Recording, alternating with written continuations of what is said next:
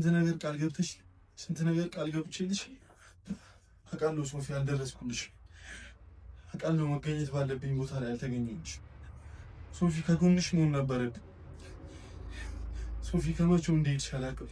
ነፍሴን በሰው ደስታ ሰላም ስሞላበት ስሜቴን ጎድቼ ለኔ ሳልኖርበት ሰጠው ብዬ ነበር ፍቅሬንም በትኜ መልሴ ሲሆን ጥፋት ተሸነፍኩ አዝኜ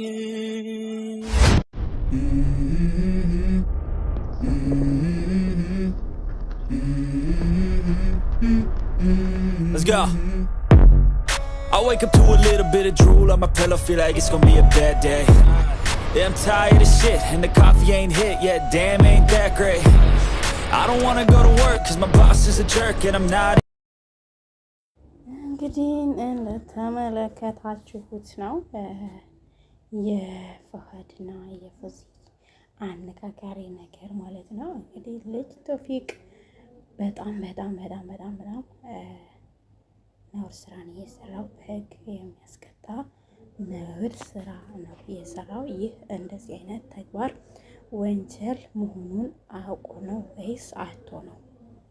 እንደዚህ አይነት አደንዛዥ ነገሮችን ለሴት ልጅ መስጠት ምንኛ በወንጀል እንደሚያስቀጣ ሁላችንም ማወቅና መገንዘብ አለብን ብዬ ነው የማስበው። ምክንያቱም ሴት ልጅ እንኳን አይደለም ለሴት ልጅ ለማንኛውም ሰው እንደዚህ በድብቅ አደንዛዥ ነገሮችን እንቅልፍ የሚጥሉ የሆነ ስሜታዊ ነገሮች ስሜት የሚያነቃቁ ነገሮችን መጠቀም ያለ እሷ ፈቃድ ይህ ከባድ የሆነ ወንጀል ነው ብዬ ነው የማስበው። እንግዲህ እንደምትመለከቱት የመድኃኒቱ እሱ ነው የሰጠኝ፣ ጓደኛዬ ነው። ግን እኔ ኮካ መስሎኝ ነው የጠጣሁት። ከዛ በኋላ ራሴን አላቅም፣ ራሴን ስቼ ወደቅኩኝ። በወደቅኩ ሰዓት ምን እንደተፈጠረ ምን እንደሆንኩ ምን እንዳደረገኝ የማውቀው ታሪክ የለም ብላ ፎዚ ለዶክተሮቹ ቃሏን ሰጣለች ማለት ነው። ልጅ ቶፊቅ የሰራው ስራ በጣም ህዝብን እያነጋገረ ይገኛል ማለት ነው። ዶክተሮቹ ይህ አስነዋሪ ተግባር ነው፣ ምክንያቱም ለሴት ልጅ እንደዚህ አይነት ነገሮችን እንቅልፍ እንዲጥሏት ስሜታዊ ነገር የሚያነቃቁ ነገሮችን መስጠት ያለሷ ፍቃድ ይህ በህግ የሚያስቀጣ ወንጀል ነው በማለት ቁጭታቸውን ገልጸዋልኝ ማለት ነው። እንግዲህ ፈሃድን እኔ የማውቀው ታሪክ የለም። በእርግጥ ከሷ ጋር ግንኙነት ነበረኝ።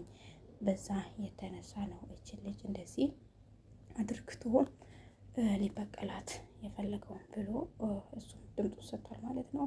ዶክተሮቹ እንግዲህ ባደረጉላት ርብርብ እሷ ከእንቅልፏ እንድትነቃ ሆናለች ማለት ነው። ይህ ማለት ከባድ ነው እውነት ለመናገር በሴት ልጅ ላይ እንደዚህ አይነት ድርጊቶችን ማድረግ በህግ እንዲጠየቅልን ብለው ሴቶቹ ተናግረዋል ማለት ነው። እንግዲህ ልጅ ቶፊቅ አውቆ ነው ወይስ አውቆ አይደለም ይህንን ነገር ያደረገው? ፎዚን ሊበቀላት ነው፣ ፈሃድን ሊበቀል ነው የሚለው ነገር በጣም ብዙዎችን እያነጋገረ ይገኛል ማለት ነው። እና ልጅ ቶፊቅ በእርግጥ ይወዳታል፣ ፍቅረኛው ናት።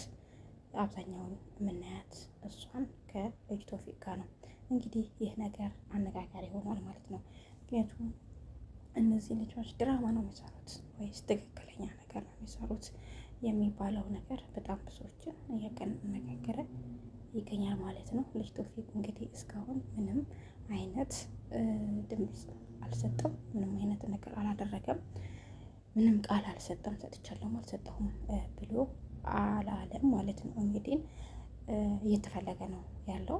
እንግዲህ ልጅ ቶፊቅ ተገኝቶ ቃሉን እስከሚሰጥ ድረስ ሁላችንም በጉጉት እንጠብቃለን ማለት ነው። ግን እንደዚህ አይነት አስጠያፊ ድርጊትን የምታደርጉ ነውር መሆኑን ሁለተኛ በህግ ማስቀጣቱ አውቃችሁ ከዚህ ድርጊታችሁ የተቆጠቡ እንላለን ማለት ነው።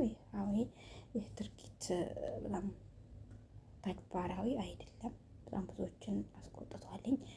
በሚዲያ ላይ ሴቶቻችን እህቶቻችን በጣም እየተጨቆኑ ነው። ባለፈው በቲክቶክ ገጽ ላይ አንቺ ፍቅሬን አልተቀበልሽኝም ብሎ የሚደበድባት ወጣትም በጣም ብዙዎችን አነጋግሮ ሳይጨርስ እንደገና ደግሞ የነዚህ መደገሙ በጣም ብዙዎች ላይ ልባቸው ላይ ተጽዕኖ እንደፈጠረ ነው ብዙዎች እየገለጹ ያሉት ማለት ነው።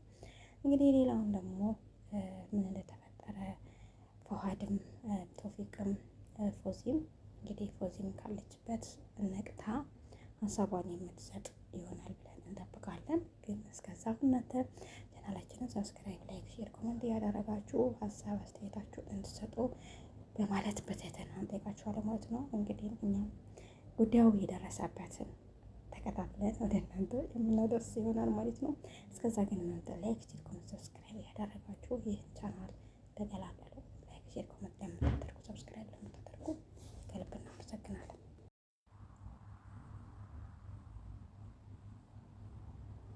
እና ልጅ ቶፊቅ ይህን ድርጊትን ብትቆጠብ እንላለን ማለት ነው። ደግሞ እሷ ምን ትላለች? ይከሰስ ስትባል አይሆንም አለች። እሱ ታስሮ አይሆንም እንዲታሰርብኝ አልፈለግም። ለምን? እሱ ያንቺን ህይወት አይደለም እንዴ ያበላሸው? እሱ ያንቺን ህይወት አይደለም ወይ እንደዚህ እንድትሆኚ ያደረገሽ?